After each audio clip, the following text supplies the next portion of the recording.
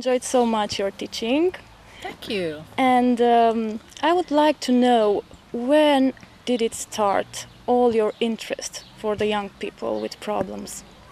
Well, you know, I came from a background with a lot of abuse, and even though there were some good things, I had a lot of healing that God had to do for me. And I actually didn't come into the kingdom until I was almost 30.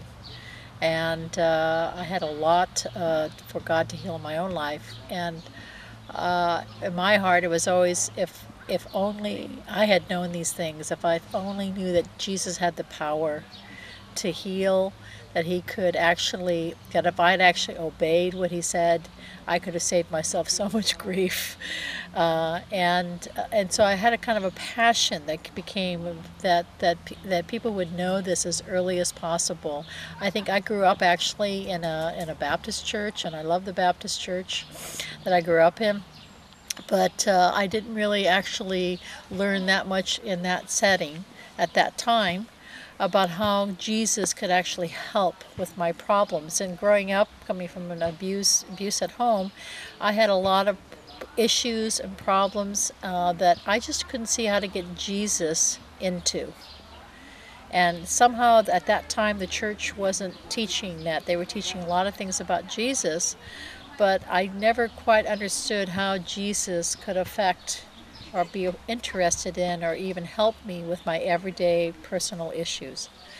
And so therefore when I got to be about 17 years old, I decided to, take matters into my own hands. I was an adult now, and went off and did it every way that I thought the world had said was a good way, only to find out that when I turned 29, I saw how empty it was. And I realized that actually there was something about my growing up in that Baptist church, that there was something there that I actually needed to have. And it was at that time that God pulled me back in. Jesus brought me back into his fold, and then began expanding my understanding and showing me ways, in a practical way, of how to actually get those issues, how to get Jesus into the problem, and how he could actually did have the power to change my life, to help me in my day-to-day struggles, as well as help me move into a better life. And so my passion for young people is just that.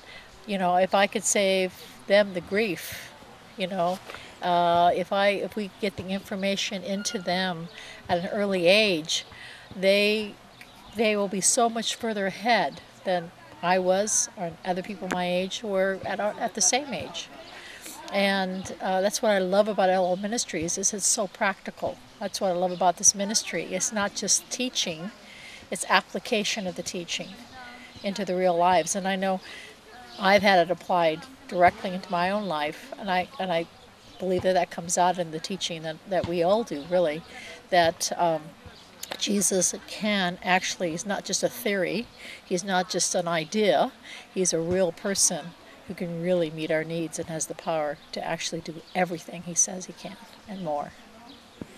Great. I think the young people should be really thankful for all this teaching. Now, can you please tell us about your angel kisses? Oh, my angel kisses. You want the whole story or just the brief summary? What are the angel kisses? Angel kisses. Well, in a practical sense, they are these little spots that in English we call freckles. I don't know what the Romanian word is for it, but it's those little spots that come out when you're in the sun. And when I was really young, and my mother used to put me to bed at night, my mother used to say to me, "You're such a sweet little girl. You're such a precious little girl, and you're so beautiful." And I would say, "How am I beautiful, Mother?" And she would say, "Well, and I not only think so, but the angels think so." And I said, "What do you mean?" And she said, "Well, look all over your face and all over your arms. See those little spots? You are so special that when you sleep at night, the angels come in to kiss you. And those are all your little marks. Those little spots are where the angels kiss you while you sleep." Well, that was wonderful, especially when I went to bed at night, because I could imagine falling asleep and having the angels come in to protect me, to minister to me. And these were the marks that I grew up with, thinking that these were the marks of the angel's blessings in my life. Later on, I realized that my mom was kind of telling me a story, but the truth was she was imparting some of God's truth, that each of us are special, and we are created special, and God says that each one of us are unique and special, and He actually does kiss us each day in so many ways. And so although I forgave my mother for her little deception about the angel kisses, the truth is she put in a sense of godliness in me that said, you are special, that your physical appearance is not what's important. What's important is who you are inside, and that God blesses that. And so that, therefore I grew up then not really being too self-conscious about my physical appearance, because I realized at a young age that, well, when you're 2 and 3 and 4 and 5 years old, whatever your mother says is truth. You know, whatever your dad says, that's truth. That's the gospel.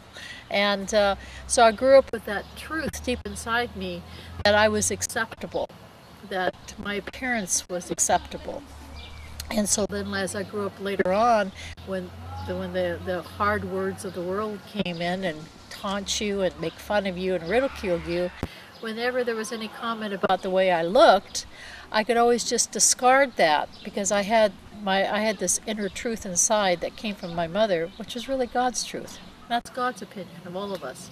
But some of us haven't had that truth, and sometimes we believe the lies of the world, the lies of the enemy, that says we're ugly, we're fat, we're our nose is too big, our ears are too big, our eyes are too small, and we base our self-esteem on our appearance. But the truth is that in the Bible, there's nothing written about Jesus' appearance, about his physical appearance. It says the only thing that's written is that says that he was not anything to really look at, that he was not really a fashion plate, that he really wasn't superstar material physically by the world's standards.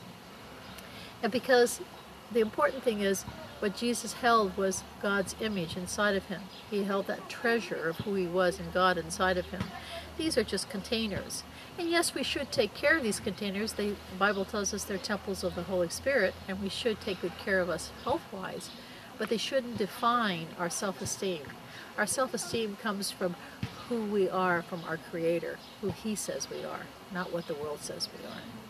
Yes, that And is the so angel true. kiss and the angel kisses for me are just a daily reminder of that truth. That's so sweet. Thank you so You're much. so welcome.